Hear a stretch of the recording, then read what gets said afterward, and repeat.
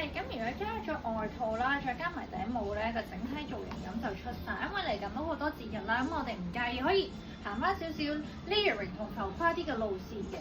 咁今年係好興波點啦，咁例如呢件外套咁樣，其實佢上面咧係做咗一啲直毛絨嘅波點，跟住呢一度咧佢亦都可以做一個企領型格 feel 嘅。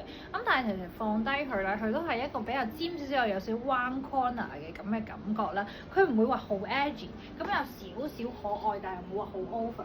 咁另外最正嘅係當然係佢個雙拉鏈設計啦，佢咁樣絕對唔會谷住個肚。但係咧，佢呢度有少少像一按 hold 住咧，收到你條腰好細嘅感覺，但係又唔會話好辛苦喎，係超級加分嘅位置。咁佢入面咧又唔會話好厚啦，所以唔會着到個人好脹。手袖位咧，佢都做咗呢個少少收入去嘅一個恤衫手袖口嘅 design，超正。